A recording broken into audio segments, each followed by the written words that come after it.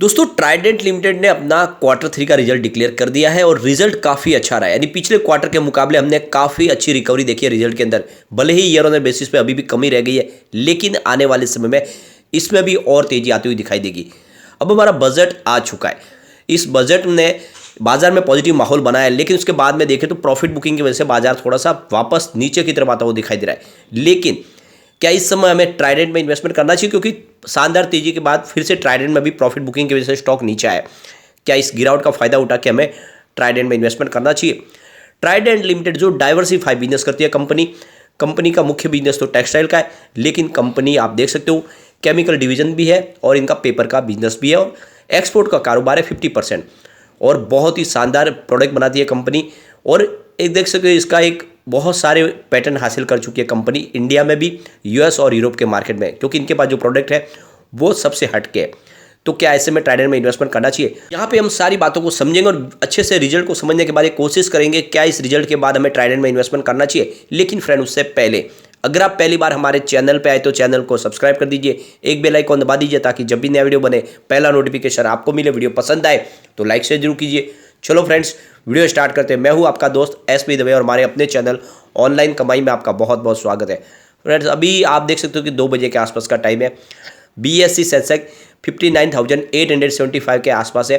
325 point की तेजी है, 0.55% अप, यानी लगभग आधा % की तेजी है। लेकिन जैसे ही बजट का अनाउंसमेंट हुआ, यह सेंसेक्स हमारा 1000 पॉइंट को टच कर गया। और इसके पीछे वजह थी कि यहाँ पे पहली बार आम जनता को बहुत बड़ी राहत दी गई है। यानी जो हमारा टैक्स स्लैब है उसमें इनकम टैक्स के अंदर जो छूट थी उसको 5 लाख से बढ़ा के 7 लाख कर दिया गया है। ये कब से डिमांड थी और इसको अब जाके पूरा किया गया है और इस वजह से बाजार ने वेलकम किया है। साथ में इस बार हमारे बाजार के लिए इस बार कोई भी इसमें बजट में कुछ भी नई छेड़छाड़ नहीं की गई है, नया कोई टैक्स नहीं लगाया गया, जिससे बाजार ने भी इसको वेलकम किया।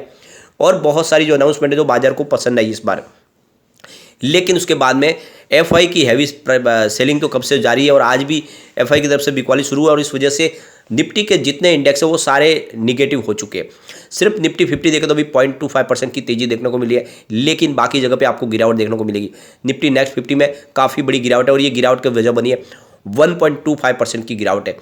और इसके पीछे जिम्मेदारी है वो अदानी ग्रुप की और साथ में सरकारी बैंकों की है। इनकी वजह से पूरा माहौल बिगड़ रहा है। जब बाजार में 1000 पॉइंट की तेजी थी तब भी यहाँ पे हमें निगेटिव दिखाई दे रहा है ये इंडेक्स, और इसी ने पूरे बाजार को आप देख सकते हो कि निगेटिव बनाया। तो सारे इंडेक्स में हमें रेड दिखाई दे रहे हैं, चाहे मिड कैप हो स्मॉल कैप हो, सब जगह पे गिरावट है। अब ये जो सबसे बड़ी गिरावट हो रही है आप देख सकते हो निफ्टी पीएसयू बैंक के अंदर है, 2.51% की भारी गिरावट है। लेकिन निफ्टी प्राइवेट बैंक अभी भी तेजी के साथ आगे बढ़ता हुआ दिखाई दे रहा है, 1.46% की तेजी है। बाकी जो बड़ी गिरावट है वो देख सकते हो निफ्टी मेटल में 1.40% की गिरावट है। और उसके बाद देखें तो लगभग आधा % की गिरावट निफ्टी ऑटो में भी है और निफ्टी मीडिया में भी लगभग 1.5% के आसपास की गिरावट है। निफ्टी फार्मा में भी आधा % की गिरावट है। तो ये गिरावट की वजह से थोड़ा लग रहा है कि बाजार क्लोज होते हो सकता है इसमें और गिरावट देखने को हमें मिल जाए, हो सकता है कि निगेटिव क्लोजिंग हो। लेकिन आज जो तेजी है वो फाइनेंशियल सर्विस के अंदर भी है 1% की, और प्राइवेट सेक्टर की बैंकों के अंदर है, और रियल्टी थोड़ा पॉजिटिव दिखाई दे रहा है। अब ट्राइडेंट लिमिटेड की बात करें, स्टॉक फिलहाल शुरुआत आज 35 पर हुई, यानी पॉजिटिव शुरुआत जरूर हुई, लेकिन जो लो बना है वो 33.40 का है। इंट्राडे का ही 35 का ही है। तो आप देख सकते हो कि शुरुआत पॉजिटिव हुई, लेकिन प्रॉफिट बुकिंग की वजह से स्टॉक नीचे आता हुआ दिखाई दिया। अभी फिलहाल 33.55 के आसपास है, 2.61% की गिरावट है, लगभग 2.5% की गिरावट है। लेकिन आपको ध्यान होना चाहिए कि 30 जनवरी को ये 31.80 के आसपास, यानी 31 के आसपास का स्टॉक 35 तक चला गया। यानी इस रिजल्ट के बाद हमने देखा है कि इसमें लगभग 3.5 रुपये की ज़बरदस्त हमने तेजी भी देखी है, और इसी वजह से यहाँ पे लोगों ने अपनी प्रॉफिट बुकिंग की है। लेकिन जल्दी यहाँ पे फिर से पॉजिटिव माहौल बनेगा। अब हम रिजल्ट की तरफ चलेंगे। सबसे पहले अगर हम सेल्स की बात करें तो पिछले साल सेम क्वार्टर में देखें तो दिसंबर 2021 में इनका जो सेल्स था वो 1980 करोड़ रुपीज़ के आसपास था, और इस बार जो सेल्स है वो आप देख सकते हो 1641 करोड़ रुपीज़ के आसपास रहा है। तो ईयर ऑन बेसिस पे तो अभी सेल्स में कमी है। लेकिन अगर हम पिछले क्वार्टर की बात करें, क्वार्टर 2 की, तो इनका सेल्स था 1438 करोड़ रुपीज़ का। तो एक शानदार रिकवरी देखने को मिल रही है, काफ़ी अच्छा सेल्स बढ़ा है कंपनी का क्वार्टर ऑन क्वार्टर बेसिस पे। ईयर ऑन बेसिस पे अभी फिलहाल कमी है। तो कुल मिला के कारोबार बढ़ा है, और ये आंकड़े जब हमने पहले डिस्कस किया तभी बोला था कि इस बार इनका प्रोडक्शन बढ़ा है, तो रिजल्ट में डेफिनेटली अच्छा हमें देखने को मिला, और बिल्कुल वैसे ही हुआ है। खर्च में देखें तो पिछले साल सेम क्वार्टर में इनका जो खर्च था टोटल 1574 करोड़ रुपीज़ के आसपास था, और इस बार देखें तो इनका खर्च 1367 रुपीज़ के आसपास रहा। तो इस बार खर्च कम हुआ है। अगर आप देख सकते हो कि कारोबार कम हुआ तो खर्च भी कम हुआ है नेचुरली। पिछले क्वार्टर में इनका खर्च और कम था, 1297 रुपीज़ का खर्च था।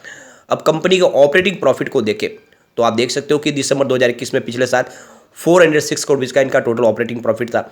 इस बार ये 274 करोड़ रुपीज़ के आसपास रहा है। तो ऑपरेटिंग प्रॉफिट घटा है ईयर ऑन द बेसिस पे।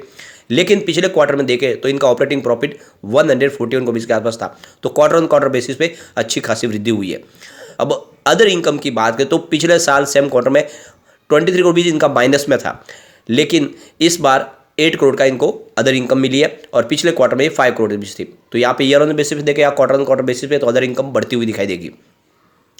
अब देख सकते हो कि प्रॉफिट बिफोर टैक्स पिछली बार 284 करोड़ रुपीज़ का था, इस बार 186 करोड़ रुपीज़ है और पिछले क्वार्टर में 48 करोड़ रुपीज़ के आसपास था। तो यहाँ पर भी सेम सिनेरियो है। ईयर ऑन द बेसिस पे आपको प्रॉफिट में कमी दिखाई देगी, लेकिन क्वार्टर ऑन क्वार्टर बेसिस पे बहुत ही जबरदस्त उछाल देखने को मिल रहा है प्रॉफिट में। नेट प्रॉफिट आफ्टर टैक्स को देखें तो दिसंबर 2021 में 211 करोड़ रुपीज़ का टोटल इनका नेट प्रॉफिट था। इस बार 144 करोड़ रुपीज़ का कंपनी को नेट प्रॉफिट हुआ है और पिछले क्वार्टर में मात्र 37 करोड़ रुपीज़ का था। तो अभी देख सकते हो कि ईयर ऑन द बेसिस पे तो अभी कमी दिखाई देगी, लेकिन क्वार्टर ऑन क्वार्टर बेसिस पे बहुत ही भारी उछाल हुआ है प्रॉफिट में। और ये इशारा है कि पिछले 2-3 क्वार्टर से जो लगातार इनका प्रॉफिट गिर रहा था उसमें फिर से हमें तेजी देखने को मिली है। क्योंकि अगर हम यहाँ पे देखें क्वार्टर 1 की भी बात करें तो इनका जो प्रॉफिट था वो 129 करोड़ रुपीज़ के आसपास ही था। तो ये तो आप समझ ही सकते हो कि पिछले 3 क्वार्टर के बाद पहली बार हमने बहुत ही शानदार इस बार आंकड़े देखे और ये इशारा है कि आने वाले समय में ट्राइडेंट में ज़बरदस्त तेजी का दौर शुरू हो सकता है। बिजनेस पटरी पे आ चुका है और इस बार तो इन्होंने एक बड़ा डिसीजन लिया है कि हर अलग अलग डिवीजन के लिए अलग अलग एमडी अपॉइंट कर लिए, वो सारे अपने हिसाब से काम करेंगे। राजेंद्र गुप्ता ने सारा काम बांट दिया है, अभी फिलहाल वो कंपनी से फ्री हो चुके। अगर आप देखें तो इनके लिए जो सबसे बड़ी बात है कि पिछले 2020 से देखें तो कारोबार वृद्धि पे ही है। मार्च 2020 में जहाँ पे सेल्स इनका 4728 रुपीज़ के आसपास था, वही TTM 6629 रुपये तक पहुँच गया, जबरदस्त वृद्धि है।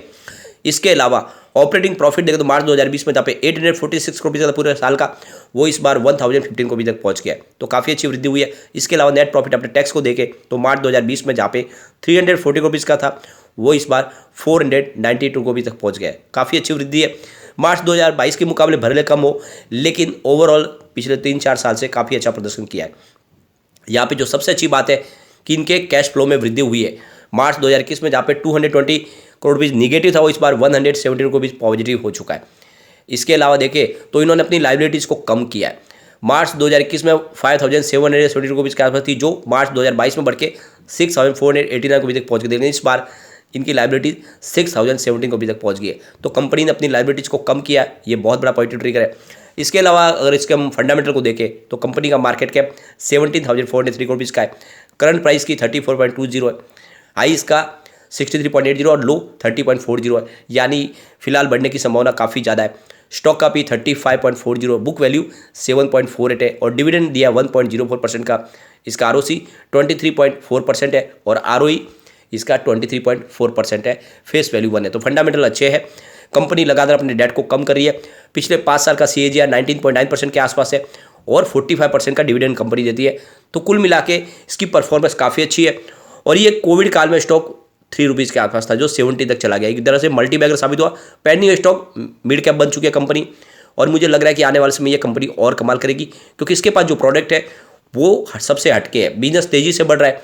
ऐसे में जैसे ही थोड़ा सा जो ग्लोबल रीजन है उसमें थोड़ी सी सुधार होगी, इन्फ्लेशन का प्रॉब्लम थोड़ा कम होगा US का, और जियोपॉलिटिकल टेंशन जो चल रही है रशिया यूक्रेन का युद्ध, वो बंद हो जाएगा, तो इसका बिजनेस बहुत तेज़ी से बढ़ेगा। ऐसे में नजरिया लॉन्ग टर्म का लेके आपको ट्राइडेंट में इस समय इन्वेस्टमेंट करना चाहिए, क्योंकि ये रिजल्ट ने साबित किया कि ट्राइडेंट बिल्कुल पटरी पे आ चुकी है।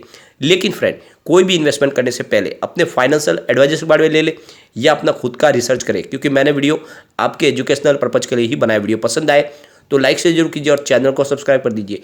Thank you friend.